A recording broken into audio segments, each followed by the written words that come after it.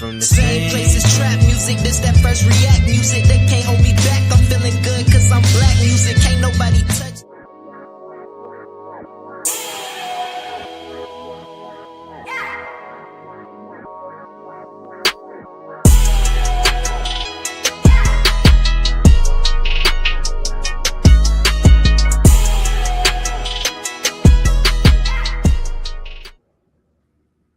Good evening and welcome everyone back to another episode of Cigar Sundays Live, where we define, examine, and analyze words, saying, and phrases used in American culture. And tonight, y'all, we will be smoking on the phrase Black History. So grab your thinking caps and get ready to smoke on words with two big nerds, myself and the God Ali Dawood El at BK Soul Farm. And we are the Cigarden Panel. Peace, God. How you feeling this evening? Peace, God. I'm feeling blacktastic this evening. Feeling blacktastic. Blacktastic, right? Like life has been good, man. You know, life has been life, and I ain't gonna lie. Hills and valleys. But we forward tough, right? You know, we built for it, right? We here for it. So we keep pushing forward, man. So Black History. Black History, yes, It's gonna be indeed. interesting conversation. Yes, indeed. Yes, indeed. We are smoking on the phrase Black History this evening. And speaking of Black History, also myself, God, I'm doing well. Glad to be here. Glad to get another day of breath, first and foremost. And on this February 8th of Black History Month, I think it's fitting that we discuss Black history, and also we got to celebrate it. You know, happy Black History Month to everybody out there. I know the guy had some posts on the ground. We was like, is it happy? Or is it just, it's happy. It's happy Black History Month. It's I happy. rock with the people, God. Like if it's happy, I'm happy about it. I'm happy to be black. Yeah, I'm like happy. You can't change it. When you wake up in the morning, you can't change it. Right? Nah. You can't change it.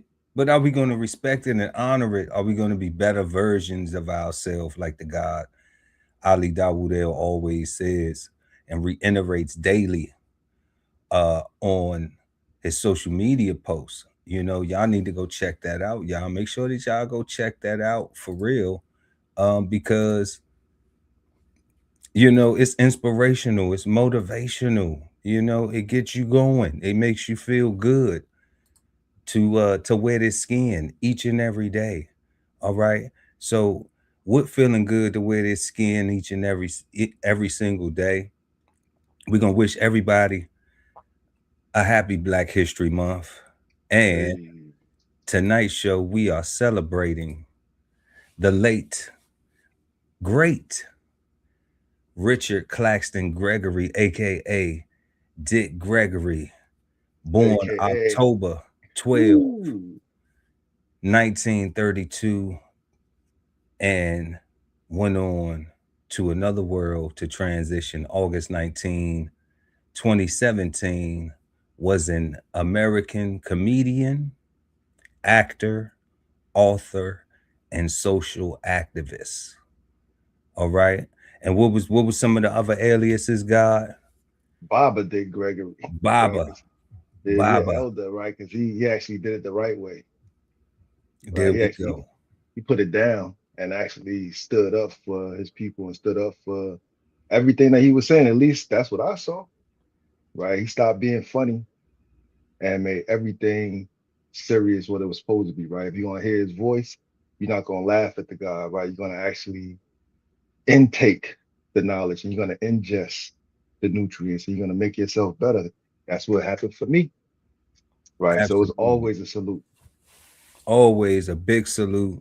So happy Black History Month to everybody out there. Make sure you do something cultural to celebrate Black History Month, because it's your month. You deserve it. You know, should be doing it every day, you know, but we're going to get into that. That's probably going to be some questions that, you know, we may have during this smoke this evening, you know.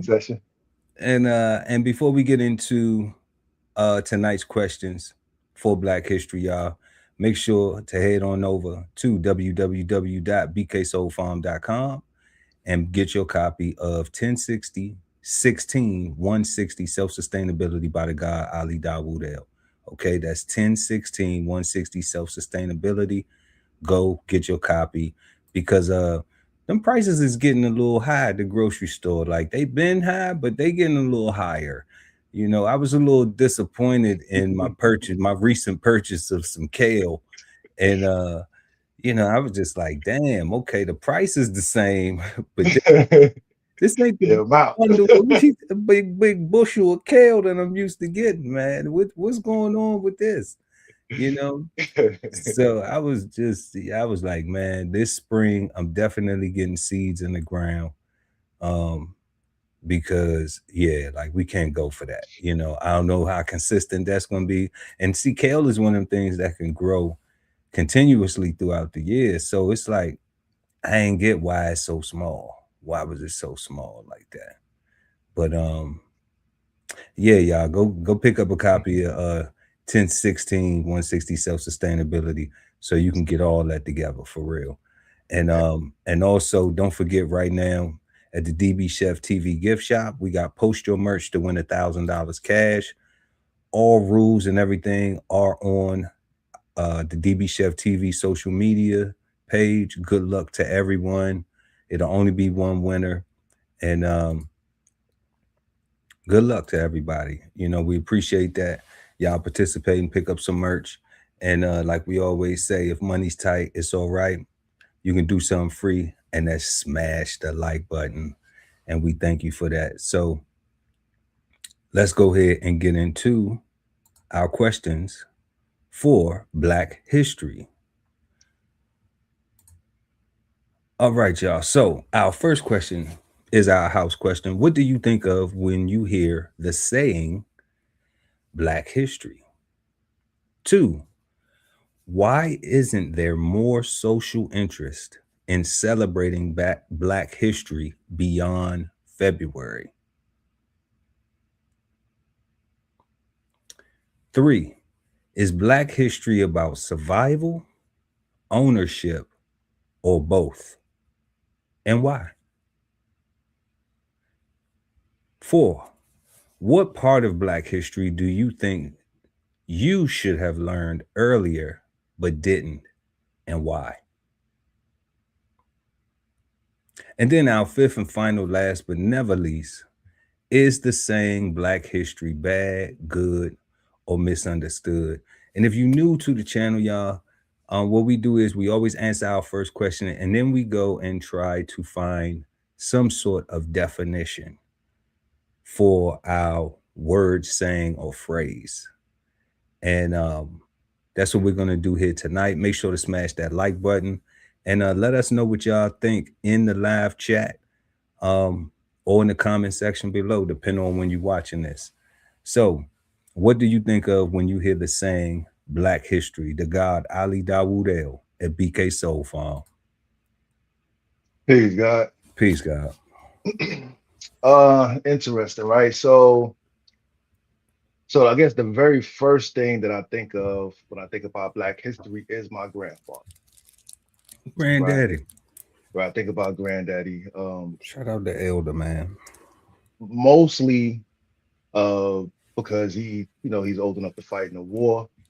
Um, and I find that our ancestors and our elders that have participated in these US wars um have contributed a significant um piece to the building of this nation, right? Whether you like it or not, whether you think we got enough freedom or not, like, it is what it is, and I'm happy for it, right? Um, when I think about my grandfather, I think about the time periods in which he lived. I think about my grandmother. I think about all the stories that they told me of just what was going on around them, not even necessarily about their childhood per se, but the times that was going on around them. Um, I think about ironically, right? Like, because I think about the civil rights movement, but then that's when I start getting angry because I start thinking about that time period is the same time period that my parents um, were walking around and participating in life, right? And at any moment, they could have been one of those, uh, you know, sacrifices, you know, because that's what they kind of was, right? Um, for us to feel this pain so we can actually, I don't know, man. Like it's a lot. Like that whole time period was so heavy, and I think about my folks and them being 10 years old and young teenagers and growing up into adulthood and all of the challenges that they had to deal with, right? I think about all of the people that has come to this country and have benefited and prospered, um, rightfully so because of the opportunities that exist here, right? Like we have made it so that it is actually worthwhile to be here, right? Like at one point, cats was dying, they couldn't survive here. Um, but apparently, we was able to build, or not we, but our ancestors was able to build institutions and facilities and establishments that's still standing till this day, right? So our own personal history, like the things that we've actually, like our own flesh and blood, the things that we've actually done. Forget about the people that we don't know, the Martin Luther Kings and the Rosa Parks and all those people. Like our grandparents and our parents um, went through things that I'm thankful that they survived,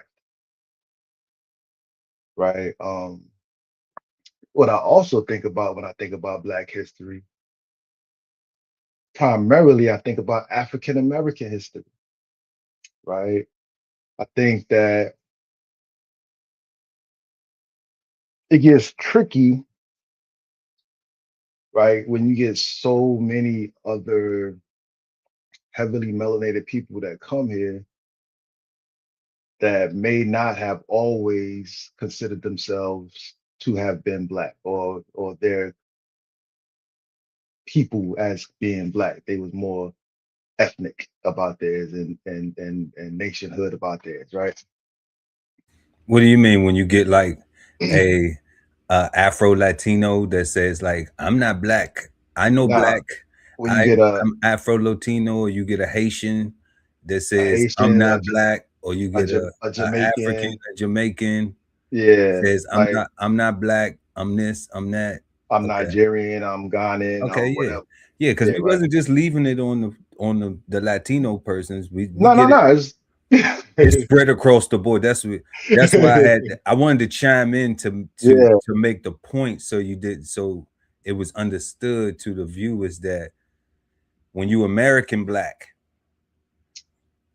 it's a difference. it just And we have Black History Month and for and that we purpose. and we have Black History Month for that purpose, Yeah. and that's when I don't get confused because I'm like, yo, I remember, like we have Black History Month for that purpose. While we celebrate all Black, it is an African American thing that we should be proud of. Like our Black experiences is so dope that so many more Black people want to come here to be a part of it and to win and prosper, right? Like I don't know, man. I just think we're dope. I think everything about um our existence, like, because we've been able to look. I mean, look what we're dealing with. Look at the monsters we've having to deal with, what we've been having to live under for so long, and we still sane, we still smile, we still eat good food, right? Everybody's not going out there committing mass suicide or homicide, right? In fact, more people are finding more ways to love more people, right? In real life, right? The TV say something different, but even that you see people unite, you know, real or not. I say what you see, right? I don't know. I just saw a sitting president allow a post to go through with the monkey suits on the Obamas, like, and I'm not triggered by it. I'm just like, I don't know. I don't I don't know. I don't know if I agree with your last statement, God. I don't know if people are looking to be better, and you know what I'm saying. Especially, especially like we were saying offline when somebody's like, "Nigga, did you see what the president did?" And it's like, did you hear yourself? Yeah, right. Did Like, you hear yourself? Like, you know, and only the fool gonna be like, "What wrong? What's wrong with that question?" Like, only the fool is gonna be like, "What's wrong with that question?" my You question would know, be like how we know that's even real? That's a real post that's really happened. That I mean, it like we don't know nothing. Like everything is AI got, man. I don't know nothing. You know what I'm saying? you Like, know, but yeah, that's what I think about Black History, bro. I think about my people. I think about things that we've done. I think about um I'm proud to be black. I think about all the things that we've accomplished in this country, and I'm not gonna give that up. no doubt, no doubt. So you said granddaddy. Granddaddy. Shout out to granddad. Salute to Paw, granddaddy in our era. The civil rights movement, your personal history, My folks. African American history. Um, and that's something that I wanted to speak on real quick before what I think of. I don't think that we should be doing this, What's that? separating African American history from Black history. I I think, don't either. yeah, I think that because I hear it used like that. Like, well, it's a difference between Black history and African American. No, it's not, because the Good. only people who have Black history a month is the African Americans. You know what I mean? Like, it's nobody else who has like if you go to those, like we were speaking on earlier, those other countries where they have, Haiti, um, the VI, Jamaica, um, all of the Caribbean islands, you know, they have their own celebratory days and things like that. They have their own cultural celebrations. So even like in the Bahamas, they have a thing called Junkadoo. Hmm. That's real cool, but like in Brazil, Carnival, in a lot of the Caribbean islands, it's Carnival, you know. So It's Carnival weekend right now. I think. in Brazil, I I want to think say in Trinidad. Yeah. maybe so. I know they all usually happen around this February time. A few Uh, places have them around this February time, but yeah. So just making that distinction for the viewers, y'all. Smash that like button if you in the building. Yeah, I want to add on to that real quick, God. Add on to it, God. So I 100% agree that we should not make any distinctions between African American history and Black history, right?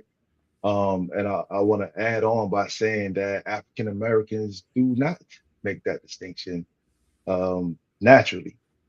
In Black History Month, right? We talk about all of the Black people in America that made this thing possible, right? We Mhm. talk about all of the Black uh, um, revolutionaries that moved the needle throughout the diaspora and throughout the Ma'afa period, right? Like we don't leave anybody out, right? We don't Mm-mm. say we don't say you're not one of us. We're not doing that. in our history, in our conversation, and when we bring up stuff, right? But today's society has um cultivated such a incorrect memory or incorrect thought process that while Black History Month here in America is an African American thing, it does not exclude any other Black person, right? It doesn't mean that we're not talking about Jamaicans during February. We're not talking about Trinidadians. It doesn't mean none of that stuff, right? It also doesn't mean that just because it's a Black History Month, that now you got to inundate me with a whole bunch of stuff that I don't know nothing about just because you want to push your stuff up on me, right? Like it's a we got to share. We got to mix and mingle and do the gumbo thing, right? Put it all together, make it all taste good. Yeah, definitely, because that's definitely how we learn some of the cultural similarities, Yeah, by sharing and by experiencing these the ritualistic ceremonies that we engage in, the practices that we engage in, and then you bring in other melanated people, and and they just like, oh yeah, oh y'all do that too, oh man, we do the same type of thing, but it's what we call it this, you know and you see how it's really kind of like a universal language. um yeah, beefing for no reason. yeah, it's beautiful. So we are answering our first question, y'all. What do you think of when you hear the saying Black History? Let us know in the chat or in the comments below, depending on when you're watching this. um Black history: pain, uh, suffering, slavery, triumph, overcoming, perseverance, um,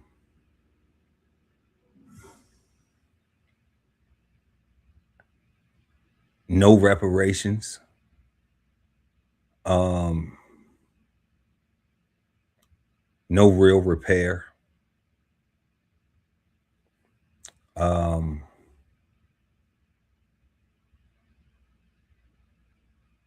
trauma, continual trauma. It's like just an example of like the person asking me, not to put them on blast, nigga, did you see what Trump did? And then they not even having the knowledge of understanding that the way you just presented that question to me, do you know what you just said to me was just as equally as defamating as that picture? And then you say why? Then you say why? Because the word was created specifically to defamate, to belittle us, to make us lesser value than our white counterparts, than white Americans. Okay. It was used in that way. The things like you were talking about earlier, God, when you said all of the things that our granddaddies and grandmamas and aunties and all of them went through, even our parents, because we at that age where our parents seen, you know, that civil rights hold. They might have rode on the back of the bus or went to a back door somewhere, went to a colored water fountain. I know Facts. I know Nana V did for sure. That's what I'm saying, God. You know, and and all of that pain, all of that tolerance, all of that is why, you know, presenting that question like nigga, or being so casually calm to use that word, thinking it's so cool, thinking that word is just the coolest word ever to use, instead of addressing human beings and adults and people as people, you know, is a part of that trauma, is a part of that, that we don't have to call you niggas anymore, because you're going to call yourself niggas. You're going to do nigga shit to each other, what we taught you. We're going to teach you to hate each other, and then we don't have to hate on you no more. We can just, you're going to do it to each other. You know, so that's part of that trauma. That's part of that sickness that resonates, that repair has not happened. And, you know, I also give Black history, when I think of Black history, I also think of all of the accomplishments too. You know, all of the magnificent things, the inventors and creators, and all of the productive things that we have done to make you be proud, to feel proud, like to see somebody and not be full of hate, you know, to not look at somebody and say, you know, well, he don't do this, or she don't do this for this, or he don't do, you know, instead of just aspiring and say, you know what, well, they doing what they do. Okay. It's a little bit different than a political position. I understand when people in political positions, they kind of have their hands tied because they have constituencies. So they have some stuff they can do, but you have to pay attention to what they do, not what they say. And I'm not talking about what they post, you know, because that can be a distraction to what's really going on in life. Something that you really need to be focused on, more important, that's going to actually help benefit you and your family, loved ones, people you care about. But you know, it's difficult to communicate that. It's difficult for people to receive that when they, you know, when everything is so emotionally charged nowadays. But being able to see our people do things, you know, we get taught this slave story every single February, you know, about, you know, Lincoln freeing the slaves. And then we hear about the accomplishments of Frederick Douglass and Eli Whitney. And, you know, it's been a while since I've been in school, elementary school or junior high school. But you know, that was the story that they was teaching then. And I don't think that the curriculum has been revisited in a while, because that was the same type of curriculum that, you know, my parents was getting too. So when we think of all those things, I think of the motivation too, because yeah, we have all this negative stuff that happened, but you know, it's like we still standing, we still thriving, we still striving, we still surviving, we still maintaining. The only thing that we, you know, that we lacking is unity. So it's like, dang, it's like, what is the, when I think of Black history, I also think of like, what is the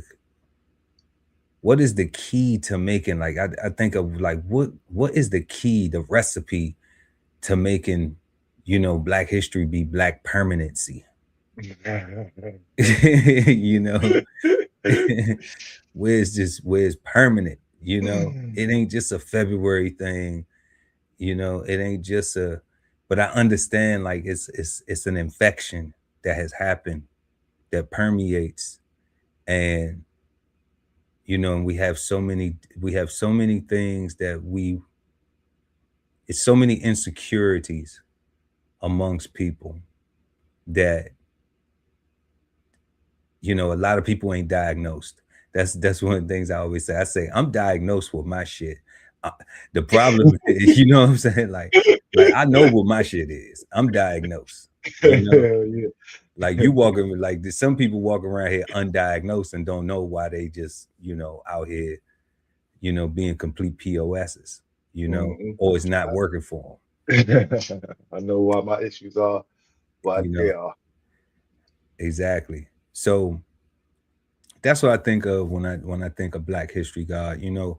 Um, the pain, the joy, the accomplishments, the overcoming, the perseverance, the sacrifices, um, the traumas, the understanding where we at, the foolery, the fuckery, the the inconsistencies, the things that we can be consistent with, the successes, the perseverances, you know, I get all that. I get all that. It's just one big thing. It's one big bubble of of why is it only February? I'm thinking like that's a Shout out to them. why is it not Black permanency? And then we give meanings to everything, right? So like that's what we out here. We out here purposely giving meanings to everything, and people are purposely not going to the dictionary to have a foundation of where we can meet at, on a word in communication. So I'm just like, why don't we, I think that's something we might should do, God. We might need to make a Cigar Sunday dictionary and just make our own, publish our own dictionary, of the meanings, like for, and just call it, a novelty. And hey, who knows? People may take it and adopt it. They, Hey, they pick up all the other BS from anything else. So at Cigar least Sunday Dictionary. I'm with it, God. at least this won't be something to cause you to think you about to spend a whole bunch, think you about to spend $1 and make $1 billion, or think you going um It's just something to learn. out slick a can of oil or some shit, like just something to have fun with. Maybe make a board game or something. You might get into it. But yeah, y'all, let us know what you think of when you hear the saying Black History. And usually at this part of the show, we go to the dictionary. So what I have to reveal is that Black history is not defined in any dictionary. In the Cambridge or the Webster, there is no definition for Black history, and that's why it isn't a word. That's why it is a phrase or a saying. So before we go to our second question, I just wanted to chop it up with the God about that. Like, why do you think Black history hasn't been defined? And that's one of the reasons why I was teasing with maybe we need to make our own book, because it shocked me to find out that Black history did not have a definition.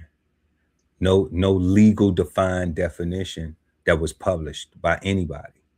Now I've seen articles with it that had some good stuff, but no teaching from a publication, a definition of Black history. I think mostly so for two reasons, right? Mostly because of all the different Black people that are here, and how would you make it fair on how much of a nation or a region or a It's for the African Americans. It ain't for the it ain't for the rest of y'all darkies. So this is my part two. This is the part two to that, right? So while there is no doctrinal definition, when you do type in Black history definition in the search engine, um, you get an interesting answer, You do right? get an interesting answer, but You you get don't it. get a definition. That's Nah, AI, right? you get not just that, but it's like so you get a Black history answer, but then you get a Black study answer, right? So in my mind, I'm thinking Black history, I guess it's the class or whatever, but Black studies like how you do it. according to the AI on this, Black history is people of African descent, but Black studies is pertaining to African Americans. I'm like, that's trickery and manipulation And yeah, and you know what I mean, like confusion, confusion. and that's why I ain't even gonna. It's confused. You It's know, just I crazy. spent like 3 hours on it. Like, it's no way. It's no way. It's no way. It's It's no just way that weird. this has been taught. This is being taught. It's no way that people are celebrating this. It's Black History Month, y'all. It's this. It's it. It's no way that this thing has went this long. This is hypocrisy. This is a like a cultural I don't know. I'm at a loss of words. Like, it's like it's making a mockery of it. I want to say something else, guy. So I think this definition of African descent, I think this is a new definition or a new meaning. I think that African Black history has always been African American understanding. I think I That's think cool though. I think that's always been the understanding until recently. Recently, how? Like, because now you got actual like the Tariq Nasheeds of the world going around actually pitting groups of Black people together here in America, talk about pick a side. Like, this is our Black History Month. You ain't got nothing to do with this kind of thing. And you got, well, I'm Black too. There's a bunch of confusion, right? So that's why I say, like, I have a hard time, like you, to think that this thing has been going on for so long and it not have ever been defined. Like, I refuse to accept, like, even Black history, like even the Black History Week that has to, I would think we would have to accept um the meaning that the creator of Black History Week came up as the definition of that. Would that be fair? No, No? Even though no, he why not? no, What is, no. what is, what Because it was should that? have a definition. It should have some type of foundation that a person who decides, a Black person specifically, who decides to want to learn about their history, have a starting point to know where to go. If they just look up, okay, well, it's Black history. So, yes, like you said, African American studies, that's a class in Right? college, right? But that ain't Black. That's not classified as Black history, right? It's just gonna say, well, well, African American studies is Black history, but it's just not defined as. Why not? That's what I'm saying. Why not? Why isn't it clear cut, concise? And You that's know, what and I think we saying the same exact thing, right? Because like there shouldn't be no confusion because the AI say 1926, Carter G. Woodson and the Association for the Study of African American Life and History, like it was established to honor the often overlooked accomplishments of history of Black Americans. Like that's, I don't know why that wouldn't be in the dictionary. that's not a And that, but that's but look how you had to dig for that, right? no, that's yeah, that's what I'm saying. I had to type in Black History Week definition Okay, and and Black History Week definition, yeah, because that's how it started. right? Okay, Yeah, but we celebrate Black History Month. correct. Okay, so unless you are at every single Black History Month celebration and say, no, y'all, we have to look up the definition of Black History Week, the inception, right? But that's still not a definition though, right? That's still just an overview of why he did it or Of why it why was he start did it, right? of why it was started, right? It doesn't, it's still not Okay, a still not a concrete definition. yeah.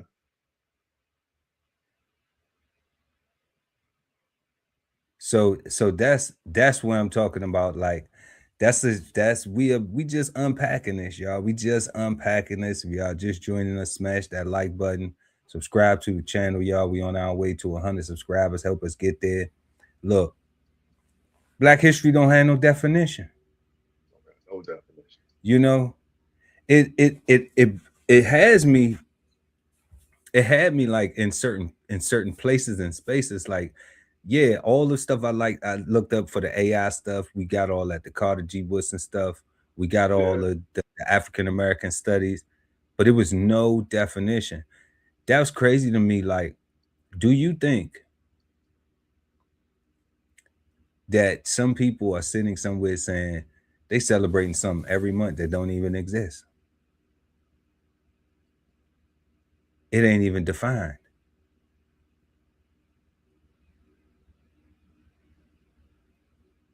Hold on.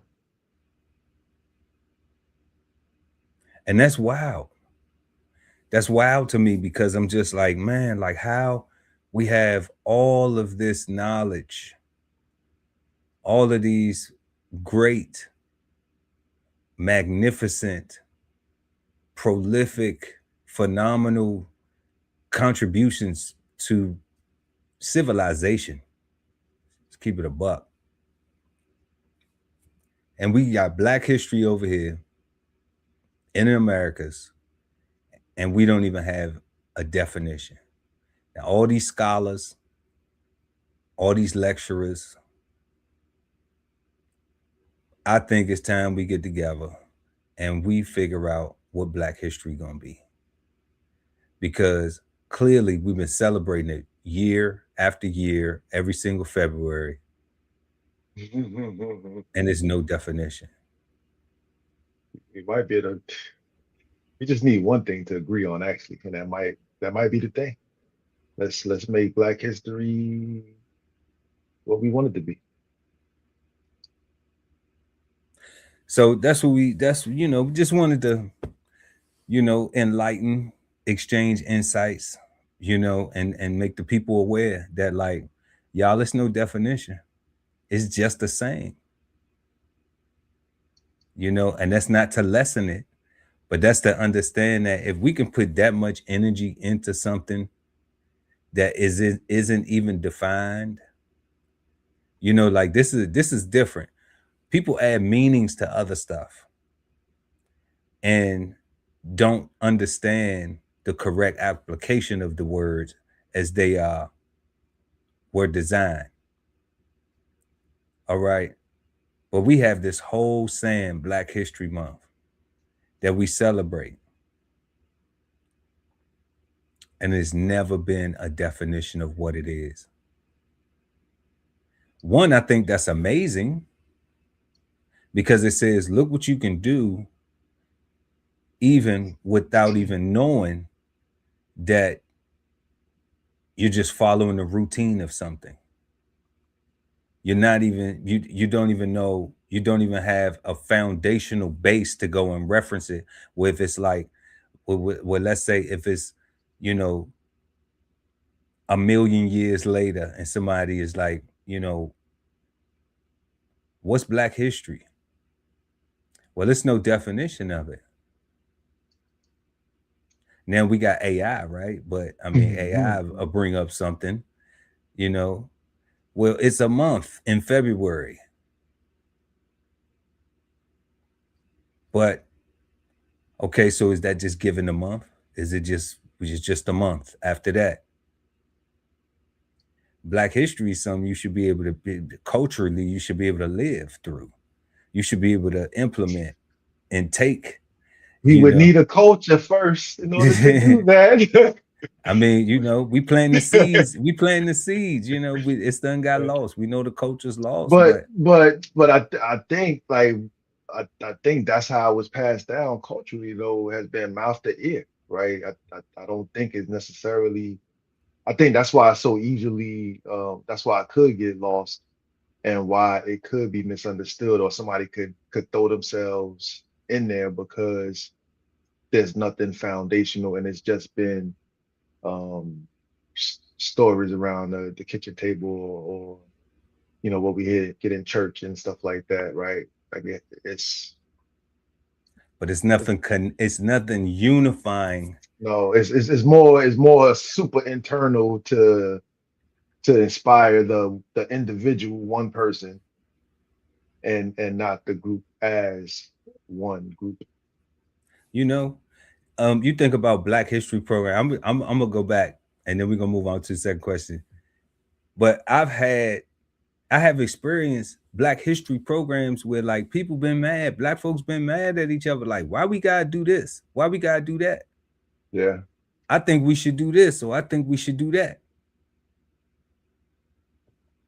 You know, I've seen confusion in a Black History program where it's like, look, this is a Black History program. Like whoever we celebrate, whoever we honoring, whoever we celebrating, like the people gonna get some information. So why you pissed off? Why your attitude nasty about, you know what I'm saying? We celebrate and it just, you know, next year you can do your, well, I gotta wait till next year, right? But no, do one next week and throw it yourself. All right. But if we had some type of foundational, then it'll be like, okay, well, this is how the Black history, this is what Black history is about right here. So are we embodying this with this celebration? Are we embodying this with this presentation? Are we embodying this with this gathering? You know, and those things aren't put in. Yeah. Black history does not have that. Does not have an identity for itself. It's not codified, so to speak. There we go. Kind of, I think it's kind of like this, similar to why Kwanzaa gets the disrespect that it gets, right? Because it can only be looked at as just an African American thing because it was created by an African American. If you are one of those Black and don't consider yourself an African American, you may not want to associate yourself with Kwanzaa because you might think the African American might rub off on you, right? I don't know, like that's so crazy. If you are a Black person that does not associate yourself with an African American, and you know what, and I think, and this is how I think. But people don't like when I say this though. I think if you a Black person that does not consider yourself an African American, then you should get punched in your fucking mouth if you call me a nigga. right? Like because for all intents and purposes, whether you like it or not, right? We turned that negative around into a positive, quote unquote, right? Right. For our empowerment, right? Like I hear so many continental Africans come here and say how when somebody called them a nigga or something like that, that word has no meaning to them. So they don't feel disrespected at all because it's like that doesn't affect me at all because and I'm like, see, like, so you don't get to say it if you don't get the same kind of, you know. So yeah, I feel you, God. Yeah, you know, that's just my thought. I ain't telling nobody to punch nobody. I'm anti saying it all together, right? Yeah, I'm anti saying it all together. Right, I'm working on it myself, but we definitely got to get it out of our vocabulary because it's not good, and we just continue in the BS. Yeah, and that's because I understand, like you just said, we just continue in the BS, you know, calling each other, defamating each other, so the white person don't have to do it. So a racist white person don't have to do it, you know. So yeah, it's interesting though. Black history has no definition. So At all. Moving on to our second question. Why isn't there more social interest in celebrating Black history beyond February? Why isn't there more social interest in celebrating Black history beyond the month of February? The greater masses in the American society are scared to death of their shadow, and they scared that if black people actually be proud to be black, that something bad might happen to them, right? So they try to marginalize it and minimize it and keep it right where it is so that they can contain their fear, right? I think for those of us of the melanated persuasion, I think that they don't support it because they actually are trying their best to appease the greater society that's scared of black people, right? And they wanna let those people know that I'm not black like them. I'm I'm not black like them, right? I'm I'm black like Barack, I'm right? black So like Barack. I like that though. I like right, that though. like you can I'm the good black. You can trust me. I'm not like those African Americans, right? The African Americans. I'm black like Barack, so you can trust me, right? I'm an immigrant like you kind of, right? Looking Immigrant though. looking feel. Oh. I Like wasn't just born here. I wasn't born here.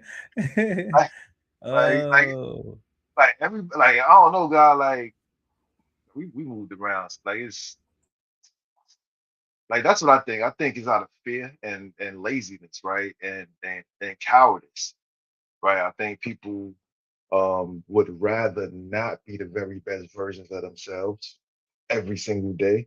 I think they look for excuses to opt out of greatness, right? I think that instead of looking forward, they look down and hope that somebody hand holds their head up for them, right? I think there's a lot of adult children walking around here that's big of babies. Big ass baby. Somebody got hold your hand and shit. you know what I'm saying, God? Like, yeah, that's what I think, right? So when you limit it to February, because like it's like imagine, because in February you get inundated. Well, you'd imagine and you would think you get inundated with all the inventors and stuff like that. Like imagine if 365 days every month is like here's another one and another one and another one. Like you talking about black. Remember we did black fatigue? Like these cats have black fatigue for a whole nother reason, right? And it'd be like, like I think it's fear, God, and laziness and cowardice. Um, that limits the conversation, the legal conversation to the month of February, right? Any other time somebody can accuse you of being racist or a rebel rouser, right? Like the month of February, we have the right to talk about all black shit without getting charged with being a radical. Right. Because it's your celebratory time. Take your moment. So, Take your I got take your 28 moment. of You got 20. You got 20 more days to do all the white bashing you can do. them. Because that's what they think, right? That's what Yeah, like it they ain't nobody even on that. think. You know, Like we give a fuck about them. Like, come on, son. Like we got food, clothing, and shelter, and a protection of that to man, maintain, secure, and obtain. You think we got time to worry about I love good people, man. Good people. If you're a good person, then just we be a can good rock. human, bro? That's Yeah, if it. you're a good human, we can rock. If you a fucked up individual, then I ain't fucking with you. You know what I'm saying? And you showed me that. So it wasn't something that I assumed because I give everybody a chance. You know, First, sometimes to yeah, my own detriment. You know, most times. when I knew they was when I could smell it on them, when I could smell the fucked upness on But like, their ass. well, You know what maybe. I'm saying? And I still, and I'm like, I could smell it on you when I met you. I don't know why the fuck I even, you know what I'm saying? But you live and Yeah, you learn. yeah, You live and you learn. But yeah. but definitely got the cowardness and the fear and all of those things. I agree. I think that a lot of people are busy being partiers of like the political parties, you know. So like Mm. you know, so like okay, in February, yeah, I'm gonna be black, but you know, but then they still whispering, oh, you know, they a Republican. Oh, you know, they ain't no Democrat. Or you know, they Democrats. So they this or they, you know, it's so much divisiveness in political, you know, being caught up in a political system where thinking one side is better than this side or this side is that, you know, just being pitted against each other to avoid collectiveness. Even when we speak of like when I was referring to, I've been to Black History programs and heard people there, you know, the coordinators and people who were producers of the, you know, some people not satisfied with, and it's showtime, you know, and it's just like, okay, well, that's that selfishness, that individualism, you know, that is a display of a lack of unity, a lack of being thankful for the opportunity to have the opportunity.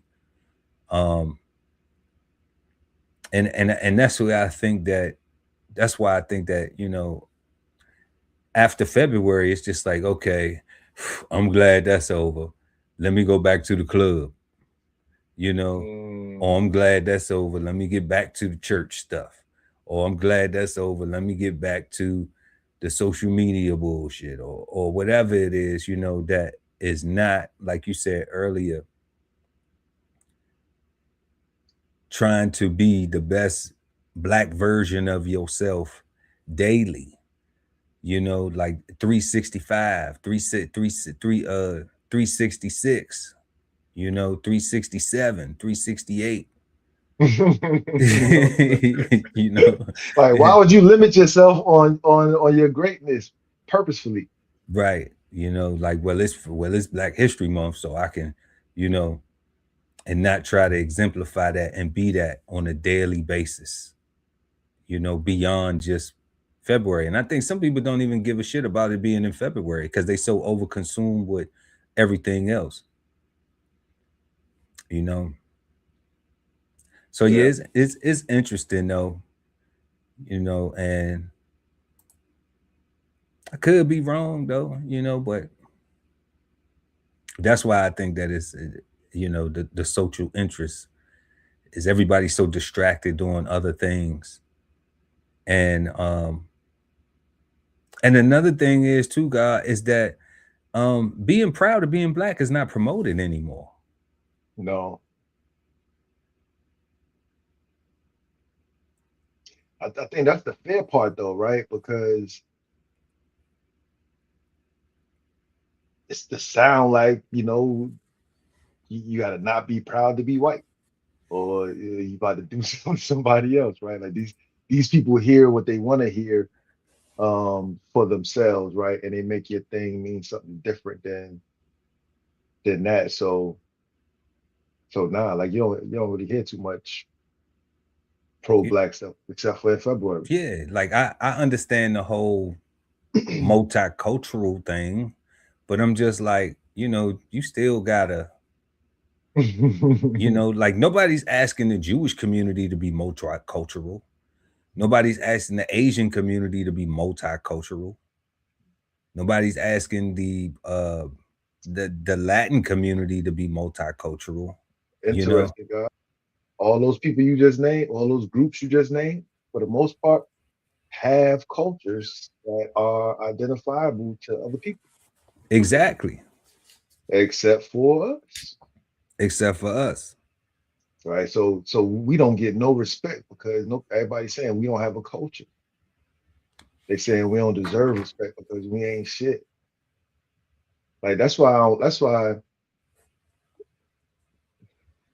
while it shouldn't be divisive, I understand why it is, right? Because people not being honest in their conversations, and everybody is picking and choosing and being opportunists instead of being realists and just being better humans, right? Like every man, I'm with you, God. Like the only way out of capitalism is to be a capitalist. Is That to does be a capitalist. That's that it. that does not mean be a white man, No, no, that don't mean that. Like the right? money gonna be white regardless. Yeah, We ain't nah, but created, nah, right? I'm talking. I ain't talking about complexion. I'm talking about in how you obtain and how ruthless and diabolical and you're cheap and still. Like you ain't got to do all that. You ain't You gotta ain't do all that. you ain't got to be trying to cut people. Um, like, you ain't got to do all that. But it happen. But it happens Yeah, in a non-diabolical way when yeah. right when you working together collectively. Like if you know, like, okay, example, prime example, they gave the brother a whole lot of flack for it. Even Umar Johnson, well, he Hmm. tried to crowdfund his school, right? Hmm. Then you had the guy in Atlanta, Jay Morrison. He tried to crowdfund the Tulsa, Oklahoma fund, all that. All right. The thing is like a lot of these people be good orators or speakers, all right, where they can be the people that go and motivate and get the people to contribute and things like that. But they may not be the best treasurers. They may not be the best managers of the money. You know, it's a difference when you can be the head of public affairs and you could be the CFO. You know, it's a difference. But when you're trying to be the head of public affairs, all right, and you trying to be the CFO, and you're better at being the public affairs, you know, You're gonna mess then up the money, yeah, then you mess up the money. not even on purpose. Not even it's just because you don't have the skill set, Yeah. you know. So a lot of people don't understand that, and then we see how these things play out. But I say that to say this: when you're working as a collective, those things like you were just mentioning, those things will happen in that space, in that capitalistic space. If we go in and bid because we want to buy a new company, somebody else may get overbid, may get outbidded, you know. Correct. And we may underbid something when we know that it's a deal. We may overbid when we know that it's even a bigger deal because we looking at the ROI, you know. We've done the math on it. So we may do some other things. You never know because that's how it works. It works like that. You know, you may have to go in and buy up this and buy up that quietly. Let the company just go in and buy up this quietly, right? Because we heard a bug that the government is going to build something over here, so we want to have a resource center for them, so we're going to just go buy this land over here real quick, so even if they don't buy, even if the government don't come in here and buy it, then we can build what we need to facilitate that entity of what they building right there, you know. Thinking ahead, that's strategic. That's strategic planning, strategic investment, you know. And you can do these things collectively and somebody gonna lose. Oh yeah, that's that. No, that's like I say, God. Like the only way out of like once you put it the way you put it, like the only way out of this thing is to be capitalist, right? That's why I say we just don't have to be white people though, right? We don't have to be evil. we We don't can't have we we can't we, we can't be that. we I can't. don't think we can, because I Yeah, say again, God, it's outrage. It's outrage I agree. about a text, about a tweet, about a post, right? Yeah, But it ain't outrage that black people's been having these substandard living conditions. It ain't outrage that we ain't have no reparations, that the conversation is completely dead coming out the White House. Completely dead. It ain't no conversation about it. No senator, no nobody. I don't care if they black, blue, green, purple, white, whatever, a elf, a smurf, nothing. All right. It ain't no outrage about that. People at all. mad at all of these social media triggering things, but ain't willing to die about shit. Because they're not really mad. So I'm like, if you ain't willing to die about it, then to me it must not be that bad, because you ain't willing to crash out about it. You're not fed up, obviously. But there's a group of people who will agree with you, so you sound intellectual, so you sound like you give a damn, but you ain't doing shit. You just ready to go back and go vote like they telling you to go do, and still not making any change. Nothing has happened. Well, I go voted. I seen this thing. I seen a post, man. People be posting like, if you voted for Trump and this, that, and the third, it's like, but what did Biden do for you? That's what I want to know. What did Barack do for you? I know what Barack did for you if you part of the LGBTQ plus AI community. You know, I do know that. I do know that things became a lot more easier for you to express, for you to be yourself without, without recourse. I do know that. But then I also know that a black man taking care of his family, standing up for what he believes in, being vocal, has been called toxic masculinity unless it's a black woman standing in front of him doing all the woofing and barking and shit. Correct. Like a black man ain't got no voice.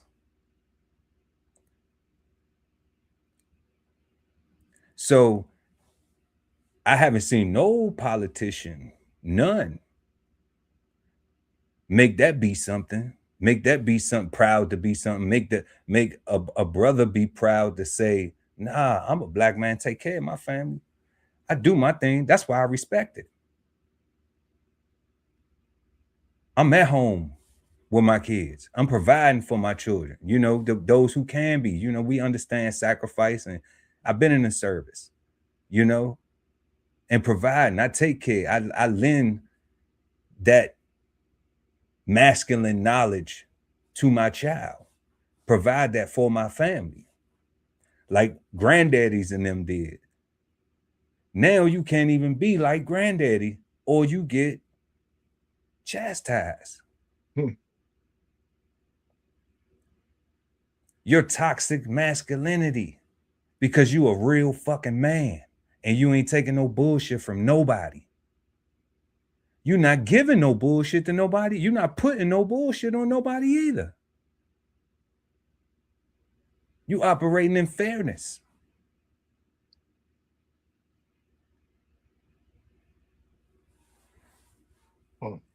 That's Black history. That's where we at. Go ahead and smash that like button, y'all. And let us know what you think about the questions in the live chat or the comment section below. Moving to our third question. Is Black history about survival, ownership, or both? And why? Survival. Survival. We haven't been on ownership in a very long time. They actually got us scared to own. They got us scared to be productive. All of the things that you said, like the traumas, right? Like all of the things that it takes to be Black in this country from the inceptions has all been survival, right? Till today. What you just got finished saying about reparations is off the table, right? That means that our ancestors gets no rights, no benefits. Like we get no credit, no nothing. Like it's just like, and you just gotta take it, right? So that's not an ownership thing if you're just taking it. Taking what somebody's giving you, not actually taking what they got. By force, you're actually taking what they give you. Um, you survived that. That's not an ownership thing. At least not the way in my mind. I can't I can't see it in a positive. Um, we got we constantly having to fight um, for position amongst minorities, right? Trying to maintain a spot or a position to maintain recognition to say, hey, America, don't forget about us while you're giving all these other groups stuff, right? Hey, we're still here too, and we're still asking for stuff, right? We're still like until they repair, like until America repairs our ancestors, God, like it's gonna always be survival, even if we come up somehow, right? And I don't know, take over this month or something like that, right? It's still gonna be in survival mode, um, because we won't be able to sleep good at night because you won't be worried about somebody coming back in and spinning a block, right? And and if you had power and ownership, you wouldn't be worried about spinning the block because you had a whole neighborhood on lockdown and you got guard posted everywhere. So you ain't worried about none of that stuff. So for me, I think it's all survival, right? And we love struggle stories. Like we look at all the popular black entertainment is all slave movies or baby mama drama, baby daddy drama. Pastor did this. Somebody, it's all the drug movies, the drug dealer movies. It's all the criminality, and when you watch those things, it's all about surviving that experience, surviving those times, surviving those people, right? And our greatness seems to be that of surviving, right? So I don't know. I don't see ownership in our history thus far here in America. No doubt. We on our third question, y'all. Is Black history about survival, ownership, or both, and why? And the guy was just breaking down um, struggle. Being that it isn't defined, God, you know, I definitely don't think it's about ownership. I don't. Like, how can you own something with no definition? Facts, right? You know, so one of the key things you said I wrote down was, how we love a struggle story. And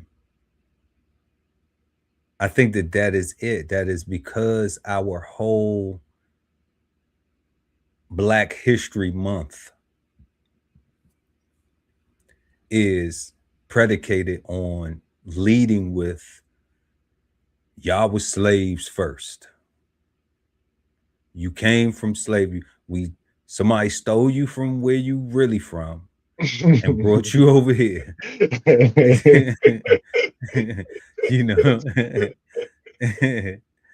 and your own people even did you bad and did you dirty, and the stronger tribes, what they say, the stronger tribes went and took the weaker tribes and sold you off, and so I mean, look how it's creating hate. Look at the struggle that it's creating. It's a struggle to even like yourself in the mirror. When you looking at you like, dang, how could you do that to me and somebody who looked just like you? And then when we get these traumas that permeate through our family, through the trauma, through the abuse, the verbal abuse, through the mental abuse, through all of these things that affect everybody, they have these lasting effects.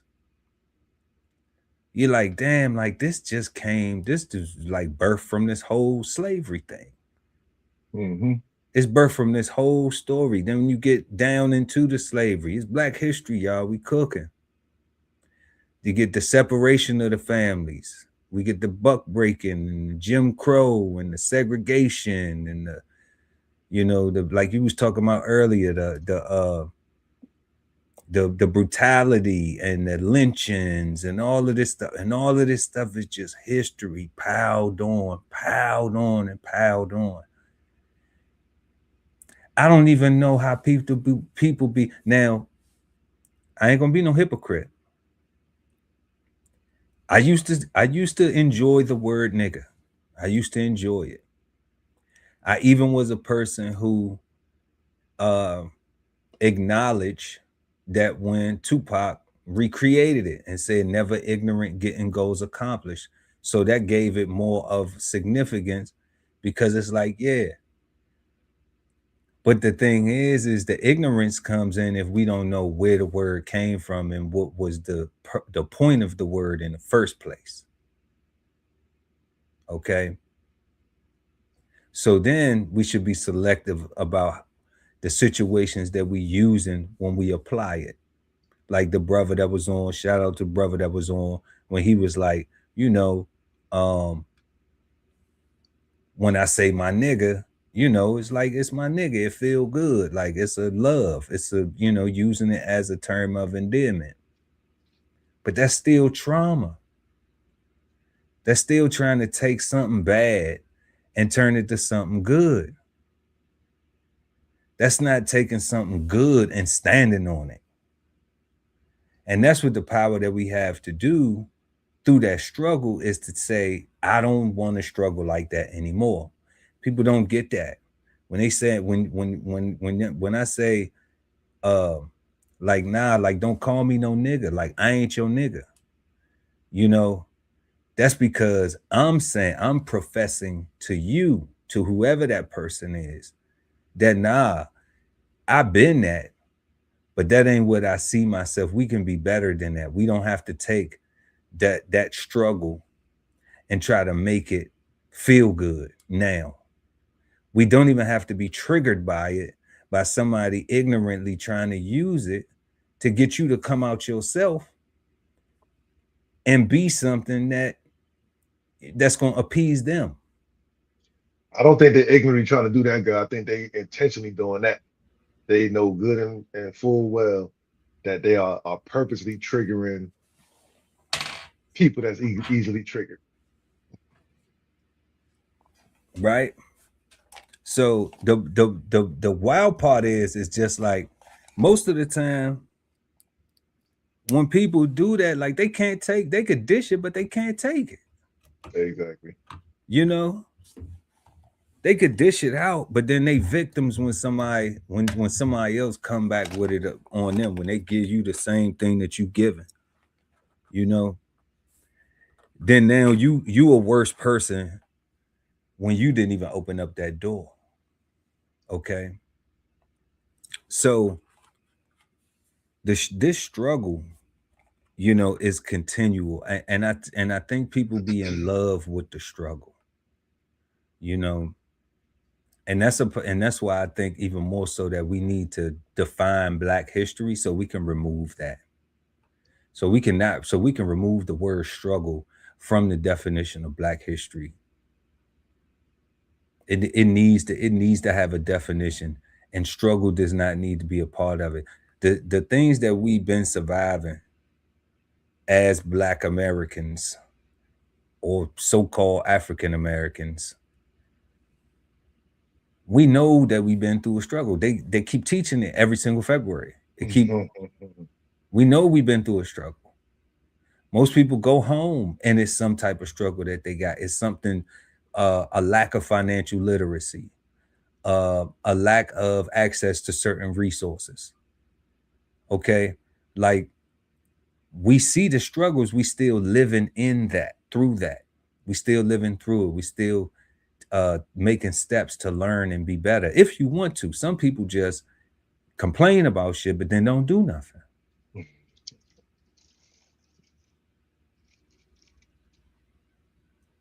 You know, we call the what you call them, got the looking ass mofos. Looking at it, you know, just want to look, bro. Just want to see.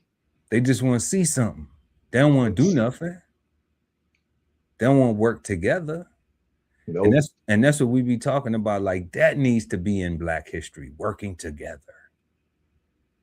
You know, it's like it's some words that need to be in there that need to that when Black people read the definition, they be like, oh man, we gotta get to work. We gotta get to work.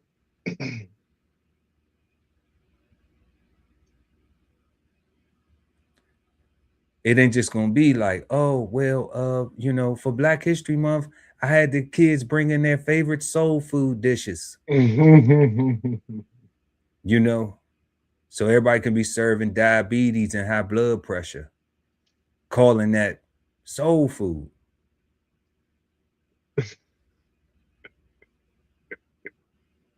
That's funny. I mean, the yams do be tasting good, bro, but I mean, they just be too, you know what I'm saying? And you can't eat fried chicken every day, even though it's delicious. You know, the greens is cooked down to the point where it ain't no nutrients in the greens no more. That's not food that we need to be able to give you the strength to survive the struggle. You know, it's gonna be tearing you down over time, and then you're gonna be needing a whole lot of medication just to be when you older. Because of these foods, we seeing this. This is part of Black history. You know, like how we gonna talk about Black history and we not gonna talk about our diet too? Yeah, and we call them yams, but they're really sweet potatoes.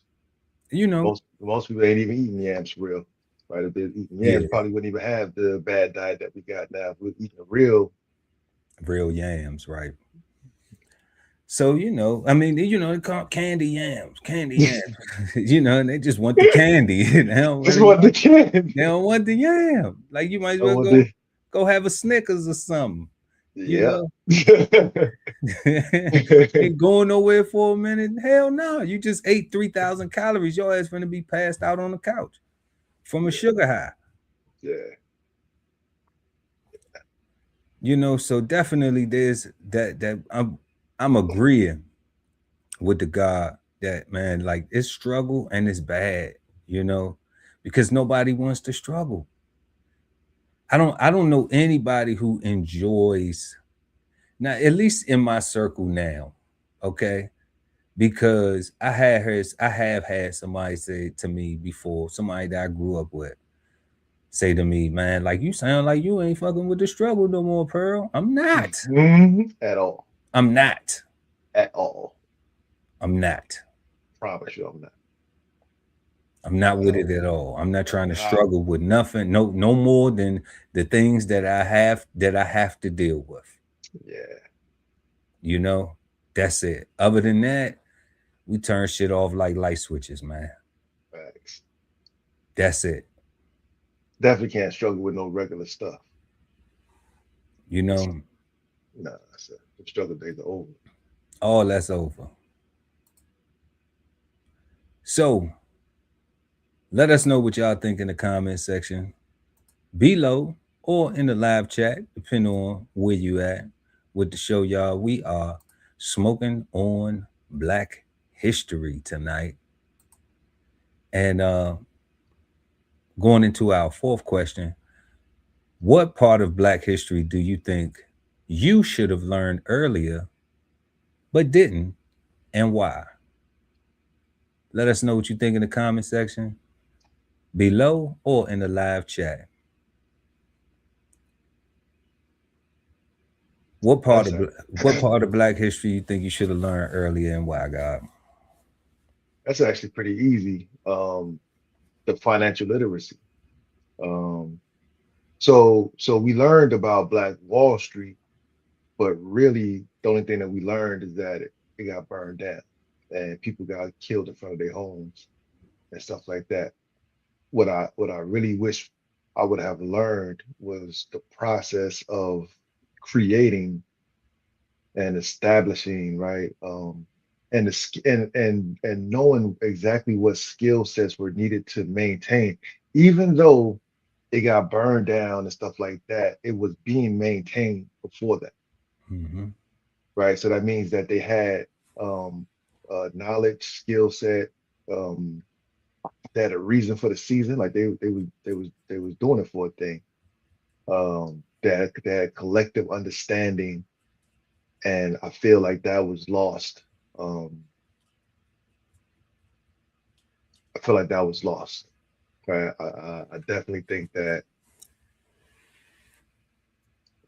that part of Black history, because we had a bunch of the Black Wall Streets, had a bunch of progressive and productive Black towns and cities that were destroyed, and Destroyed.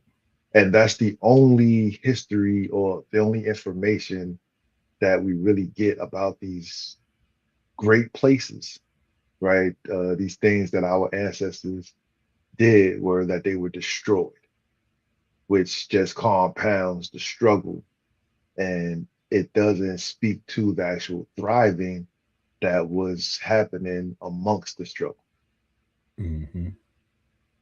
right? Like it doesn't speak to how the Black Wall Street that actually got burned down was actually, holding up the country financially. Like it Yeah. was super beneficial The to the fun country. the functioning of it Yeah. before it got burned down. Yeah. Yeah, that's what I'm saying. It's really not no stories on that, is it? There's no stories on none of that. It was a black bank making it seem like, oh, it was just black money doing black bank things, and as if the bank didn't bank with other banks, right? Right. Like the bank didn't get their money from the same place, right? yeah, right. Like we get like the stories that we get told that is it was for us by us only, and no other monies came in to help, no other monies or no other resources was needed. Like I wish we'd had a more fuller depiction of what was really going on, instead of the story of instead of the fear mongering, right? Like, I don't want to be scared no more, right? I'm old enough to where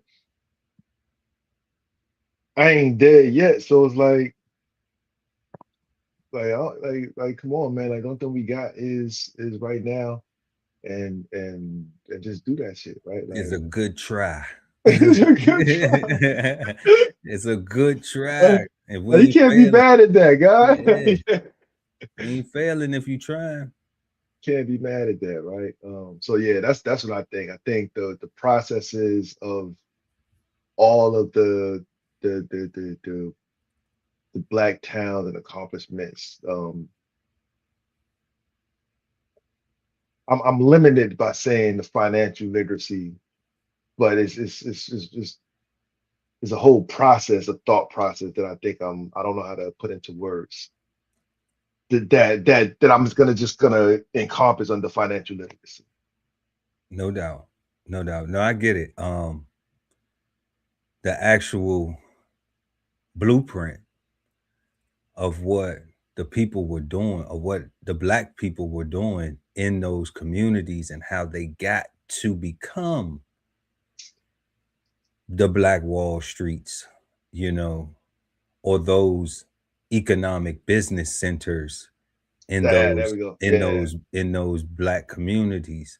you know how did they do that? What was the recipe? How what was their cooperative economic plan? um how did they do that? And I'm sure, God, I'm certain that is no different than the page we see from all of these communities that people look alike, that live in each other, that live I agree. around each other, that we see in America today. The little Odessas, I the agree. the little, and they go on. The list goes Yeah, on. The Chinatowns, yeah, the I all of that agree. stuff.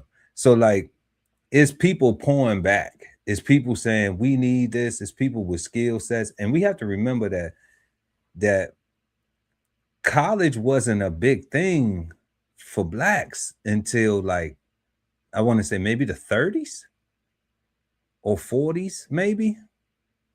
So there was some, but it was a few, but mostly it was trades. Mostly it was, you know, but we don't have that nobody. Like we don't have black tailors like we used to. We don't have black hardware store owners, and so much of the big box stuff then came in, and everything now is Home Depot or those.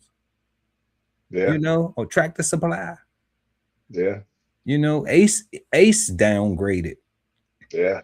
But we don't see black people saying, I'm gonna open up a hardware store,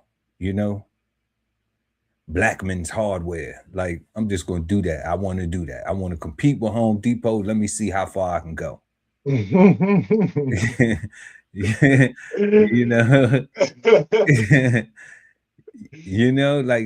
that. It isn't a desire anymore, like those things. And I think from what you were saying, like because during Black History Month, that's not something that's taught in the whole curriculum. All right, that isn't a seed that's planted in the curriculum. You get the trauma.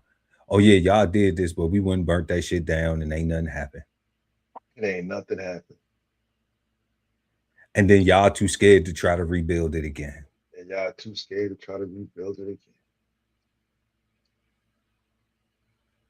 So, I get it though. And I definitely, I like that, because I think that would have done a lot for Black peoples in America too, just to have that knowledge in looking at what you want to be when you grow up, and what type of life do you want to have for yourself, and if you in an environment that facilitates that, then you feel motivated. You feel confident about it.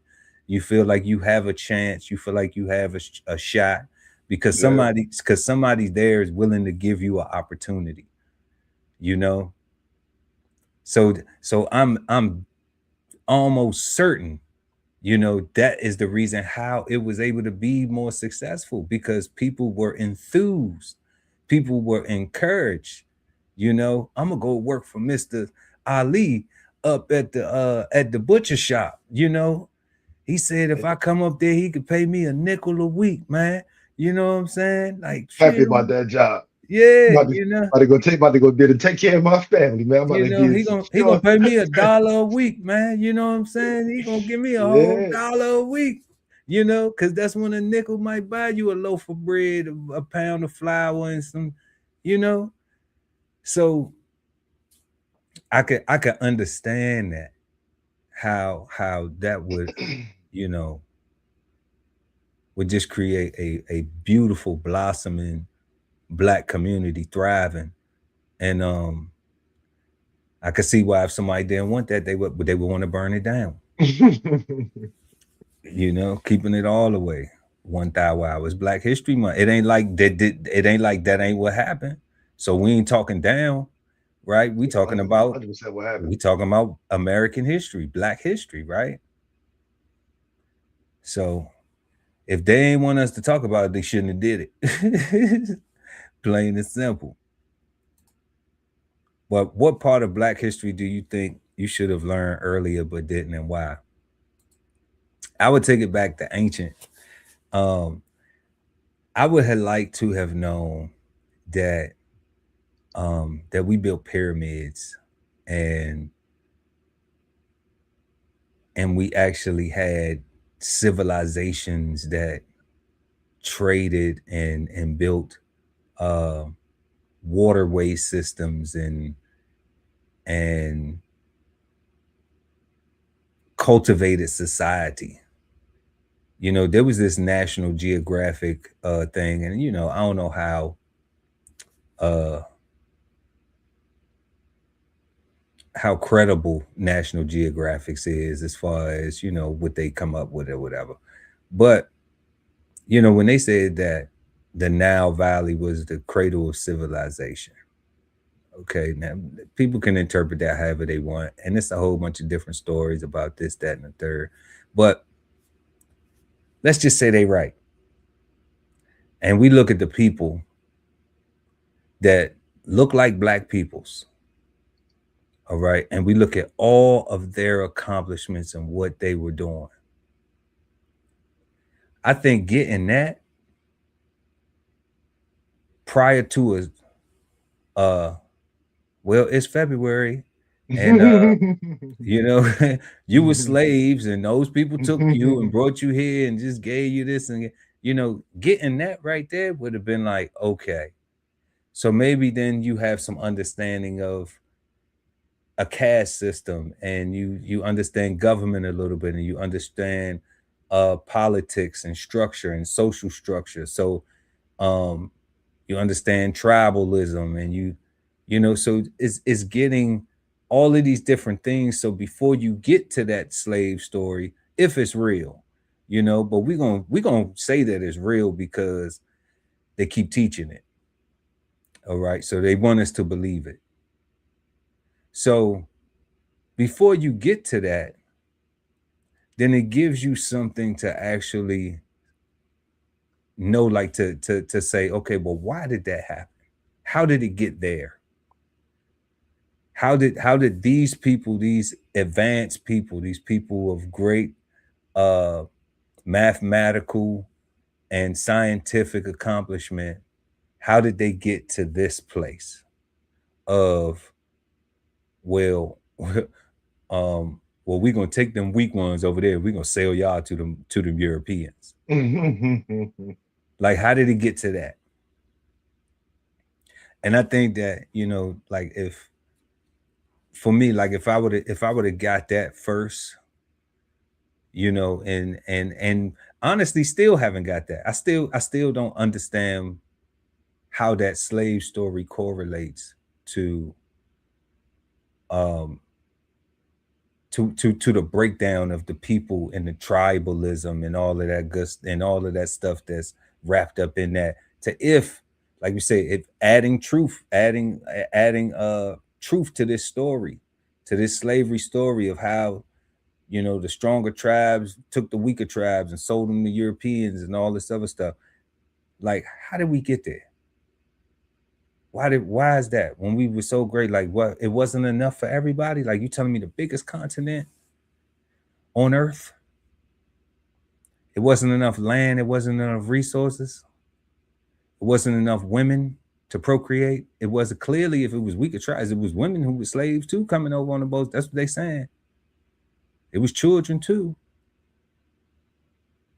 So people were living, they were being taken from their homes, brought to the new land.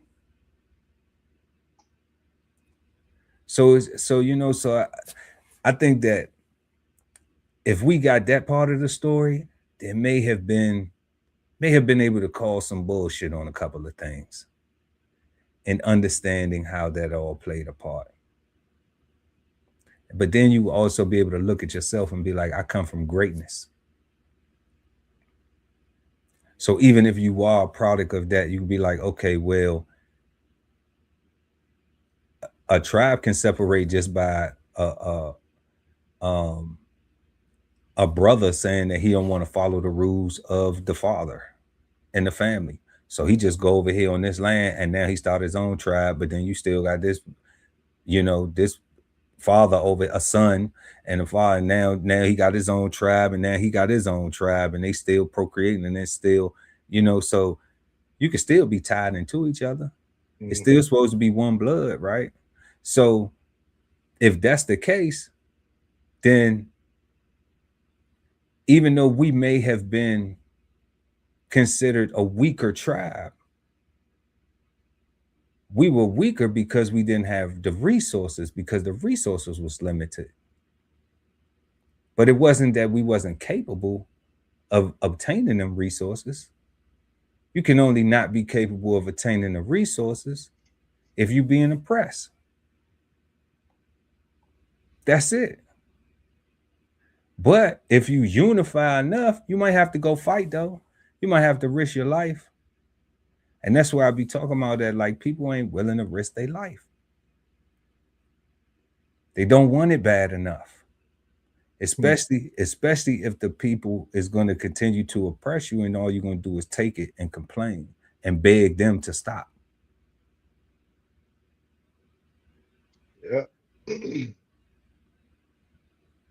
So I wish that I would have got some of that ancient African history, prior to just getting, you a slave right off top. And that's your history.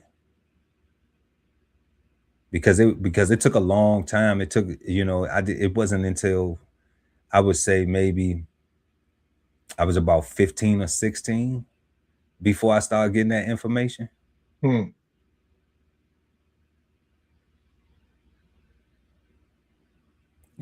then still not even knowing how to process it correctly until maybe in my late 20s, late to mid 20s. Because I'm comfortable with being a nigga. Because I'm trying to be a real nigga. Whatever the fuck that is.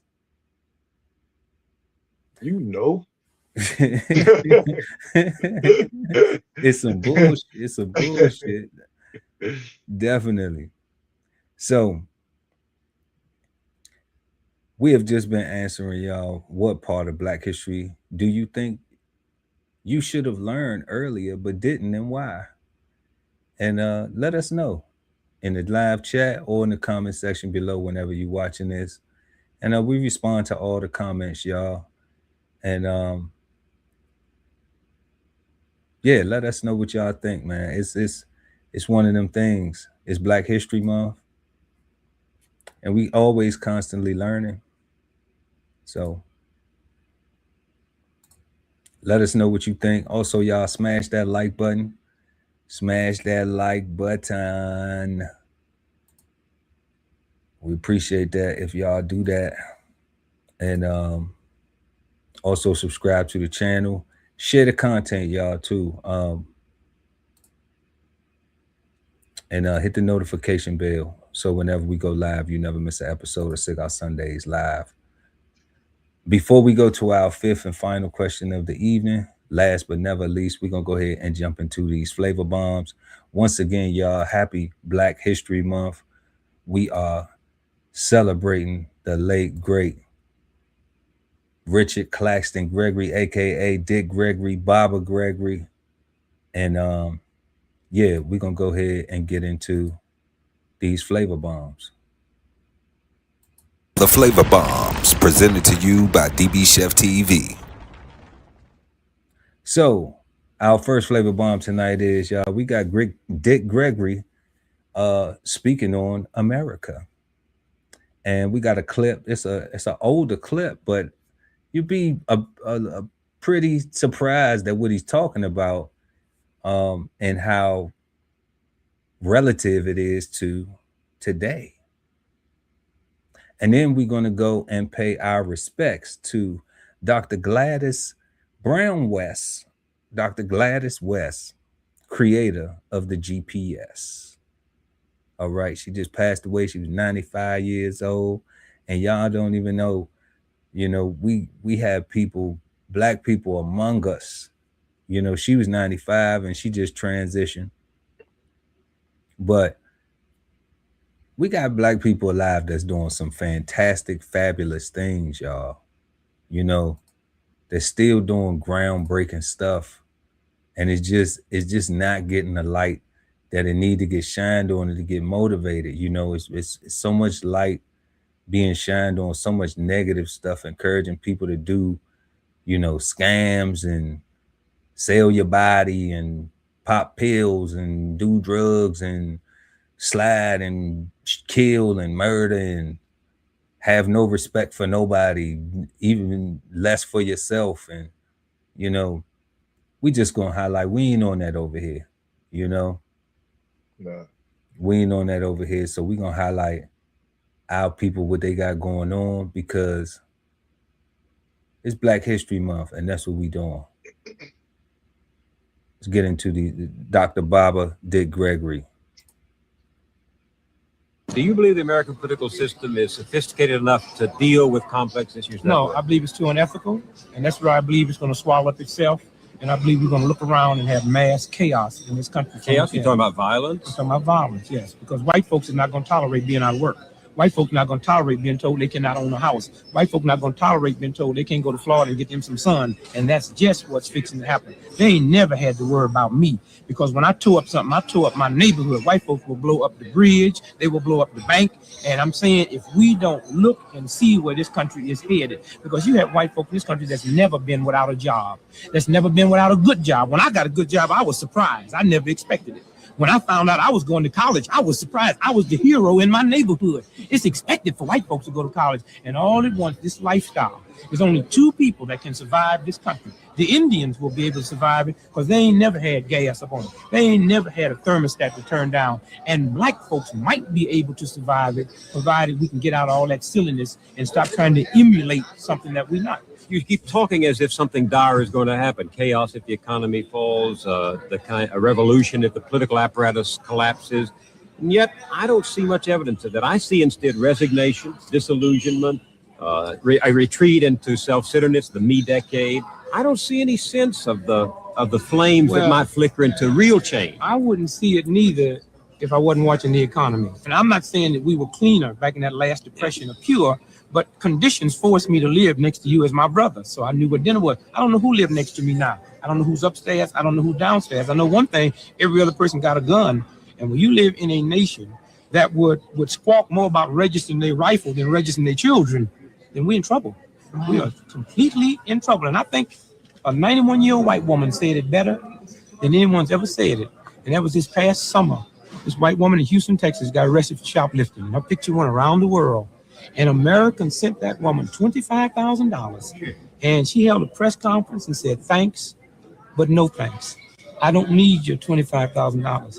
I need you to change the conditions that reduces people like me into shoplifting. And I love that because it embarrassed me, because that old white woman upset me, because if my grandmother was alive in 91 and got caught shoplifting and white America sent her $20,000, she'd have got on TV praising God and talking about what a good country this is. But that woman put it right. I need you to change the conditions that reduces me down. And that's a funny thing, because when you get people that's Christians that really believe in God, they get reduced down to stealing, then you lose that thing. And if America is not watching, we in trouble.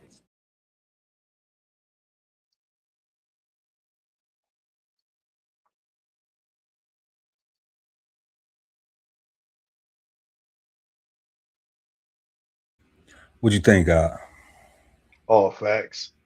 All facts. All facts. I mean, they got us. They sold us on this is a Christian nation, right? A Christian society, right? It's Bible based. And then we can't start losing that. It start. You know, a lot of Christians are in prison, right? A lot of religious people are in prison. Like, so when it ain't lost already. I mean, I'm gonna say it, you know, like I'm just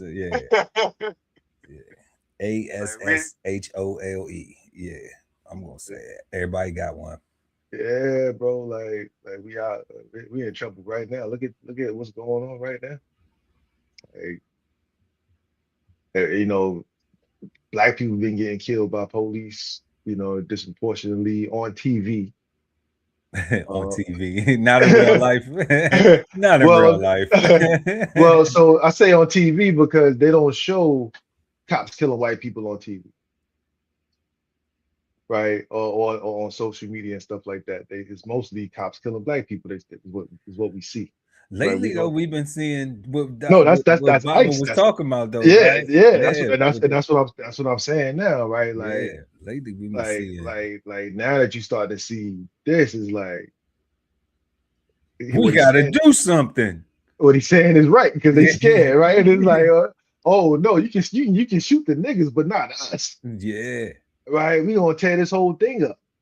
And then January 6th wasn't like, let me show you what we can do kind of moment. Like, I don't know, man. Yeah, I did. He all facts. We're in trouble. Yeah.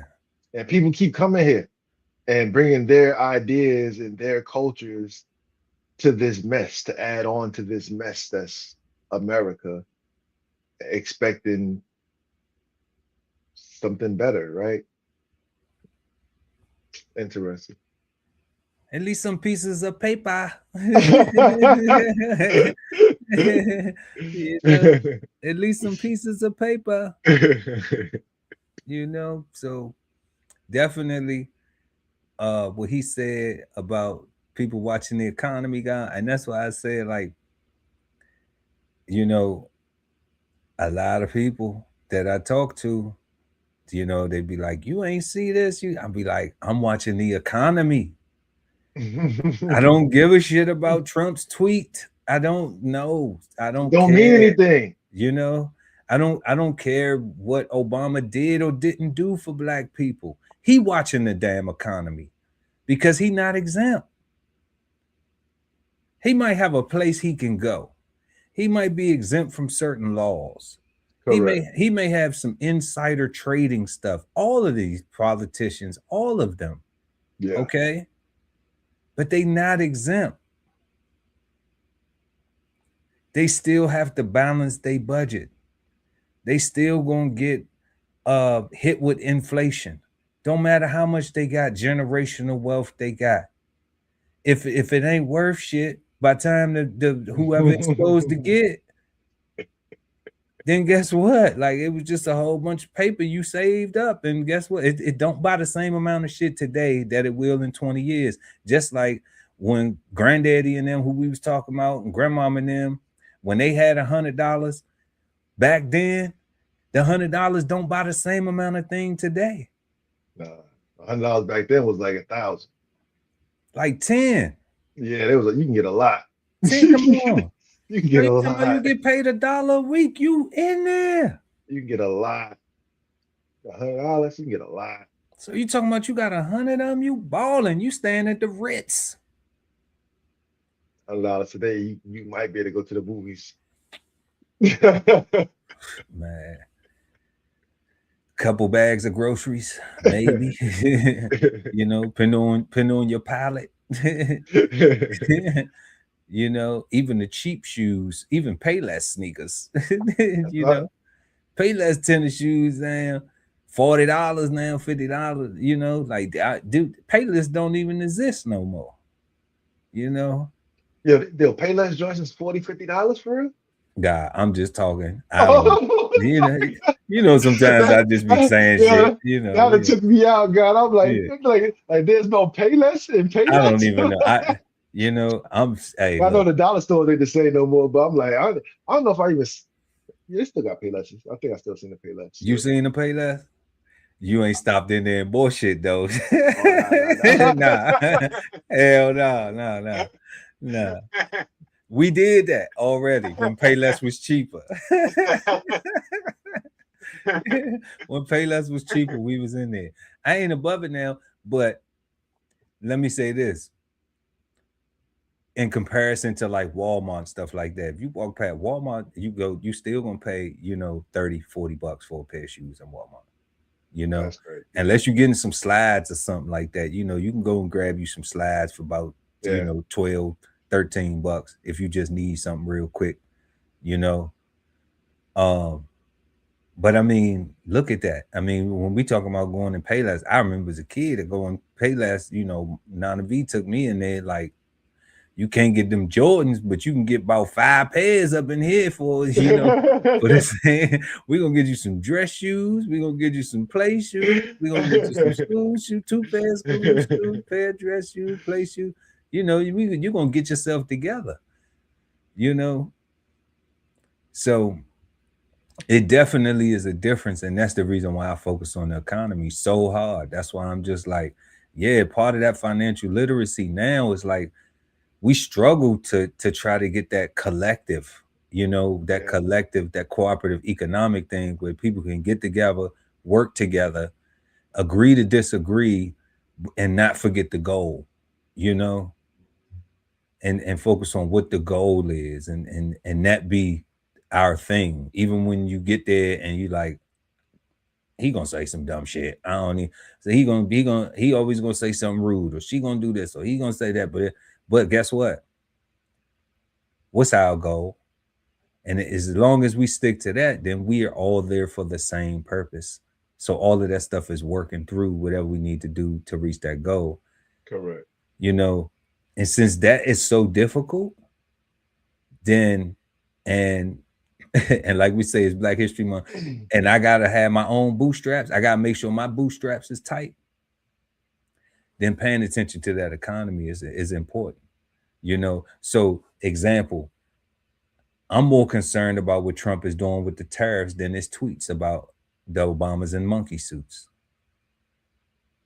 I'm more concerned about what critical minerals they put on the list and things like that versus he won't apologize. Will it make a difference? If it don't make a difference, if the damage is already done, right? And you ain't gonna do shit about it. You know what I'm saying? Like you ain't gonna pull up on Trump. Or can't. You can't pull up on Trump anyway, right? Like that's then what's the point? Then what's the point? If you can't do it anyway, that's the what's point. the point? The point is to be around a whole bunch of other people who just angry, and you finally got some people you can agree with in anger, because you don't have any people that you can agree with collectively in positivity. And that's what I see a lot of people doing.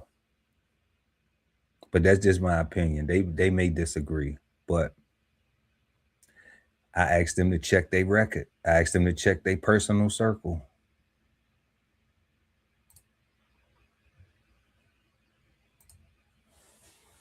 This week, we highlight another life well lived. The next time you get in the car and plug your destination into the GPS to immediately find the fastest route, you can thank a pioneering mathematician named Gladys West.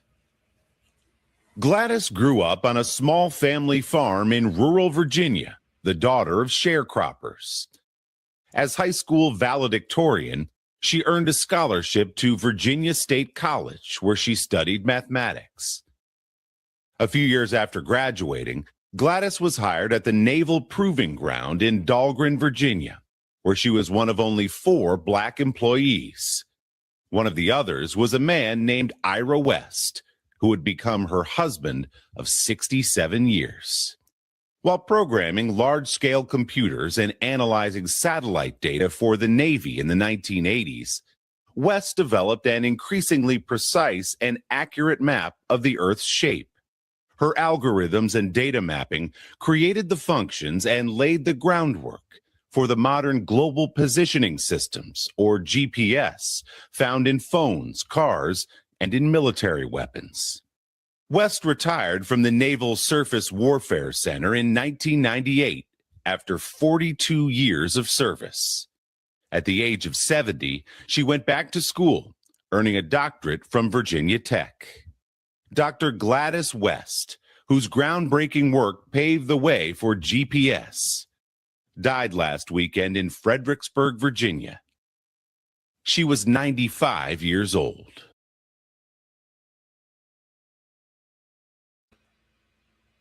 Rest in peace. Rest in power to the ancestor, man. Like Miss Gladys. You know, my great grandmama named Gladys. They don't even name children. They don't name babies Gladys no more. They don't name women Gladys no more. We need to bring back some of them old names. Bertha, Gladys, Betty. Yeah, those names had expectations of doing stuff. Oh, man. Now we got Lexuses and Porsches and Kias and Bentley. And Bentleys. And, yes, indeed.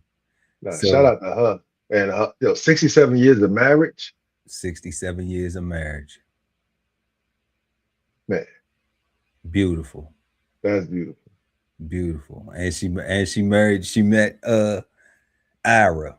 Ira, that's the old name too. Ira. Oh, Ira, where old Ira at, man? Tell Ira I said, come on over. Yeah, shout out to them, and shout out to her. That's a beautiful story, y'all. And that's Black history. She was still alive. She just passed last week. Somebody who created the GPS. Just died last week. Just died last week. Was around this whole time. And how much light she get shined on her? None. But it's Black history. And that's why we celebrating it. Okay? Yeah. That's why we celebrating it, because if we don't put it out, it seems like ain't nobody else trying to put it out. And we personalizing it. This ain't AI doing it. This ain't, we don't need AI to tell our story. We actually did the work. So shout out to Miss Gladys. And we actually did the work. And we salute her. Love and condolences to the family. She had a beautiful, long life of service, and we appreciate her for that, So you've just been Flavor Bombed, and now back to our show. Yep, y'all. So we are smoking on the saying Black History tonight. Make sure to smash that like button, and also share the content, y'all, and subscribe to the channel if you're not subscribed. It really helps us get this content in front of beautiful people like yourself. Going into our fifth and final question of the evening, last but never least, is the saying Black history bad, good, or misunderstood? The God Ali Dawood at BK Soul Farm. Firstly, I'm gonna say it's good because I love being Black, and I ain't gonna never take that back, right? I love being Black. I ain't gonna never take it back. That's a hook. That's a hook. And I'm also gonna say it's misunderstood because what you made me realize, right? Like it has no definition, and it's too easily confusable, right? It doesn't have a mission statement that we can all follow, right? So like it needs to be defined more by us, right? The same way we did nigga, we need to do Black history. We need to do Black history, right? Like the same way that we made nigga pop up in a dictionary. It started in the Urban Dictionary, the Ebonics Dictionary. We need to put Black history in there with our definition on it, and that's what it means from here on out. So I'm saying it's good because I would never hate myself, but definitely misunderstood because it's not defined, and too much controversy could be caused by something as innocent as my reflection, right? People want to fight over who has the right to call themselves. And I'm like, there's only one Ali. Like, get out of here with that. You know what I'm saying, right? So yeah, that's where I'm at with it, God. I like it, but it is misunderstood.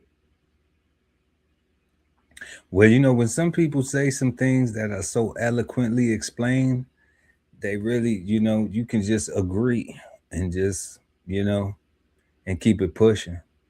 So I think that's what I'm going to do. I'm going to rock with you. I'm proud to be in Black too, and yeah, that ain't going to change. So misunderstood and good. And man, we want to thank everybody, all the beautiful Black people and the non-Blacks who pulled up tonight or who will watch this. Answer the questions, y'all. Let us know. Let us know in the comment section below. What y'all think? What do you think of when you hear the saying Black history?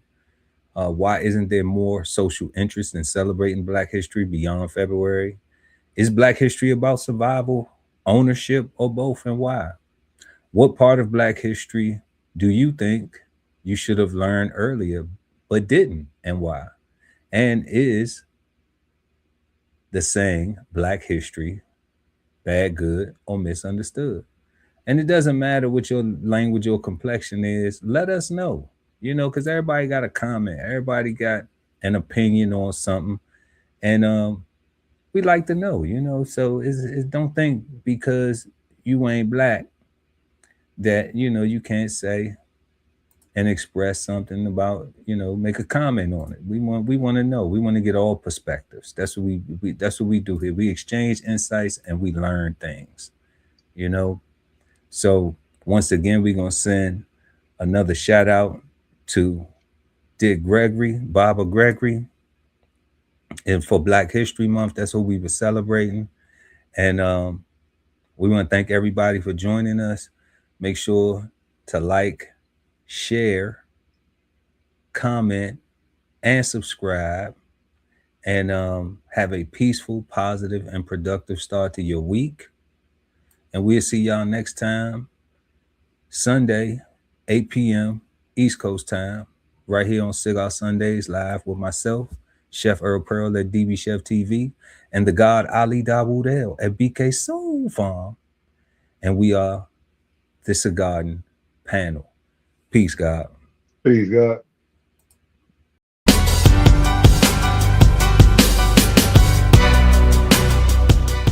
This whole publication is all about going from nowhere to somewhere, right? Being able to stand on something so that you can travel in peace, right? So bksoulfarm.com, 1016, 160 self-sustainability. Jump on the list and get yourself together, right? Because it is irresponsible to not even know what responsibility means. So get yourself together, food, clothing, and shelter, protection of that, support your interests, and live. Post your DB Chef TV merch to your social media and enter to win $1,000 cash. That's right, $1,000 cash. Must be 18 years old or with parental consent. See contest rules for full details. Visit the DB Chef TV gift shop and post your merch to win. Love ain't always easy, and we won't stop until we get it right. So bring that ass to the Love Speak podcast. Subscribe today and let your love speak at TLS Podcast. The Love Speak, now streaming on YouTube.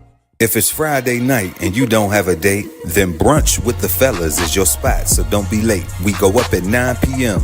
with the trending topic news. Smash the like, comment, subscribe, and share the content. Don't be rude at Brunch Fellas, now streaming on YouTube. Exchange insights Sundays at 8 p.m. East Coast time with the Cigarden Panel. Smoking on words like two big nerds. Hosted by DB Chef TV and BK Soul Farm at Cigar Sundays on YouTube. Subscribe and hit the notification bell so when they go live, you never miss an episode of Cigar Sundays Live. You are the key to your financial freedom. So unlock your inner wealth with financial fundamentals at Bows on the Table. Subscribe today and never miss a meal at Bows Podcast. Bows on the Table, now streaming on YouTube. At the Veteran Kettle Podcast, we thank you for your service, support, and sacrifice to our country. Listen to real stories of adversity and triumph as we give our best to honor our vets. Subscribe today and watch episodes now streaming on YouTube at TVK Podcast, The Veteran Kettle. Sign up for the newsletter and shop merch and clothing at dbcheftv.com.